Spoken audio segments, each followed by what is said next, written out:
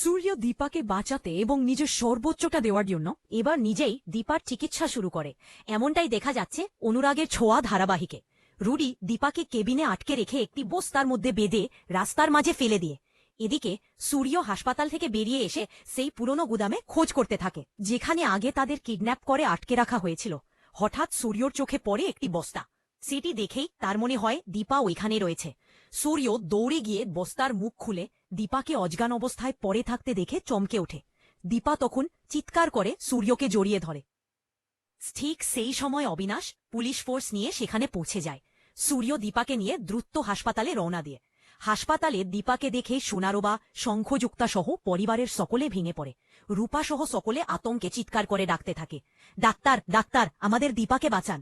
Doctor এসে দীপার ধরপড়ে পরীক্ষা করে বলেন, সরি, সে আর নেই। ওই কথা শুনে চারপাশে কান্নার রোল পড়ে যায়। কিন্তু সূর্য কিছুতেই সেটা মেনে নিতে পারে না। সে দীপার পাশে এসে কাঁপা কণ্ঠে বলে, না, আমার দীপার কিছু হতে পারে না, প্লিজ একে আইসিইউতে নিন, আমি একজন ডাক্তার, একে নিজে একবার শেষবারের মতো পরীক্ষা করতে চাই। সূর্যর কণ্ঠ দীপার কানে যায়। অজ্ঞান অবস্থাতেও দীপা মনে মনে বলতে থাকে, হে ডাক্তারবাবু, আপনি কি বুঝেছেন আমি বেঁচে আছি? প্লিজ আমাকে ছেড়ে যাবেন না, আমাকে বাঁচান, আমাকে ফিরিয়ে দিন। এই দৃশ্য দূরে দাঁড়িয়ে কুন্তলা শুনতে থাকে এবং মনে মনে ভাবে, সূর্য যদি বুঝে যায় দীপা বেঁচে আছে, তবে তো রুডির পুরো প্ল্যানটাই নষ্ট হয়ে যাবে। আমাকে এখনই রুবিকে খবর দিতে হবে। সঙ্গে সঙ্গেই সে রুডিকে ফোন করে সব জানিয়ে দিয়ে আইসিইউতে সূর্য নিজেই দীপার চিকিৎসা শুরু করে। দীপার মুখে অক্সিজেন মাস্ক লাগানো, সে নিঃশ্বাস নিচ্ছে কিন্তু পালস পাওয়া যাচ্ছে না। এই দেখে সূর্য অবাক হয়ে যায়। সে ডাক্তারদের উদ্দেশ্যে বলে, এটা কিভাবে সম্ভব? সে নিঃশ্বাস নিচ্ছে কিন্তু তার পালস নেই। সূর্য শঙ্খ দেখে বলে, এ মুহূর্তে ব্লাড টেস্ট দরকার, জানতে হবে দীপাকে কি ইঞ্জেকশন দেওয়া হয়েছে যার ফলে পালস নেই কিন্তু সে জীবিত।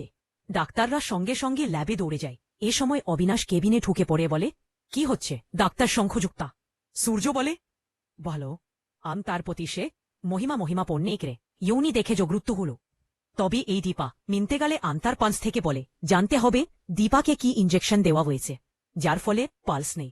এই কারণে জানতে হবে দীপাকে কি ইঞ্জেকশন দেওয়া হয়েছে।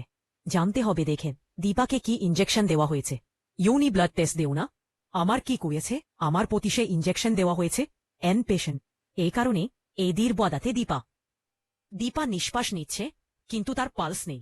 আমার ধারণা যিনি আমাদের কিডন্যাপ করেছিলেন তিনি দীপা শরীরে এমন কিছু ইঞ্জেকশন দিয়েছেন যাতে আমরা মনে করি সে মারা গেছে। তাদের উদ্দেশ্য ছিল আমরা যেন দীপাকে জীবন্ত পুড়িয়ে ফেলি। অবিনাশ স্তব্ধ হয়ে যায়। অন্যদিকে রুডি কুন্তলার কাছ থেকে সব শুনে রেগে গিয়ে বলে, যদি সূর্য দীপাকে বাঁচিয়ে তোলে তবে আমি নিজে নার্সিংহোমের ছাদ থেকে নেমে দীপাকে মেরে ফেলব। এই কথা শুনে কুন্তলা তাকে জোর করে থামিয়ে দেয়। এস্টো, সূর্য যদি নিজে দীপাকে সুস্থ করে তোলে তাহলে আপনাদের কেমন লাগবে? আপনার মতামত আমাদের কমেন্টে জানান। ধন্যবাদ।